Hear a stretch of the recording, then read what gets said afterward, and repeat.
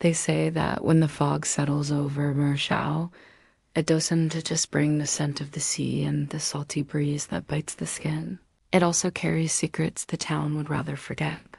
Anyone walking those narrow, damp streets could swear they feel the moisture rising from the stones like a whisper could swear. They hear the muffled sound of waves trying to tell something no one understands or wants to understand. He was walking the beach, more out of guilt than habit, when he saw something glint between dark rocks, almost hidden beneath a crust of salt. It was impossible not to remember every detail. The food stalls set up in the main square, it was as if she'd dissolved into the crowd. Some whispered of escape, others of kidnapping. It carried an invisible weight like a note lost in time. He walked the same path, from the dock to the rocks, searching for another clue the wind might have failed to hide.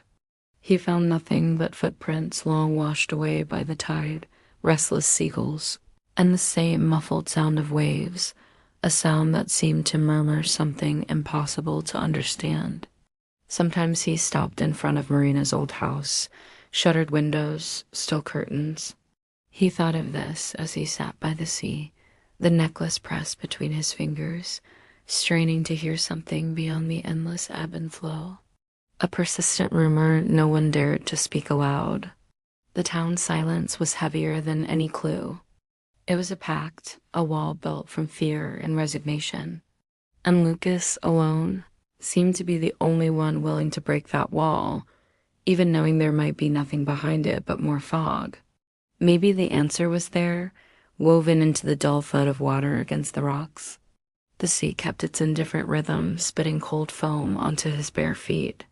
And that kind of vanishing can't be dug up from sand or found between the rocks. That disappearance lives in each person's memory, hidden under layers of excuses, gossip, and silence. The necklace still rested in his palm, cold, inert, a reminder that not every question needs an answer to keep haunting you. Maybe it lived in every story that contradicted itself, in every face that refused to meet his eyes. A silence that gave no answers, yet accused him all the same. People opened doors, checked nets, ready boats, and no one spoke of Marina. No one spoke of the necklace, because some mysteries don't ask to be solved. They only ask to be remembered. And some disappearances don't end with an answer. They end with the insistent silence of a town swallowed, night after night, by the fog that covers everything, even the memory of what could have been saved. Only Lucas carried that cold drop of metal like someone holding a shard of mirror, reflecting a piece of truth no one wants to see. Marechal didn't kill Marina, but it didn't save her either. And in the silence of every lantern that rose into the sky that night, there lay the indifference heavier than any secret. Lucas understood then that some people don't disappear because they retaken. They disappear because no one sees them when it matters most. Lucas took it home, laid it on his table, studied it under the weak light of a dusty lamp. The necklace lay open in his hand, glinting faintly under the dim glow of a distant streetlight. He felt the answer might be only steps away, but unreachable, like the line where the sea meets the sky. He thought of all the versions invented to explain the disappearance, of all the lies told to cover the void. Deep down, he suspected the truth was far simpler and crueler for that. He spent nights staring at it like a map with no legend. Perhaps no one heard screams because there were no screams. Perhaps the crowd, wrapped up in itself, swallowed that fragile presence like smoke. Marina dissolved in the murmur, the flicker of lights, the haste of eyes that never stopped long enough to see what was right there. No name, no date, just a broken link between past and present. A few swore they'd seen shadows near the dock. Some invented stories about a boat that left in a rush, but nothing ever was proven. And the town, tired of being afraid, simply went silent. Faded photographs, yellowed newspaper clippings, notebooks scrawled with sentences that no longer made sense. He flipped through each page carefully, as if afraid to tear the memory along with the paper. On some nights, he dreamed of Marina. Not the vanished Marina, but Marina laughing, dancing with the lanterns, her eyes reflecting flickering firelight. He would wake with a taste of salt on his lips, not knowing if it was sweat, tears, or just the night breeze seeping into his poorly sealed room. They buried the girl in bar talk and whispered corners. An uncomfortable mystery no one wanted to touch, except Lucas now.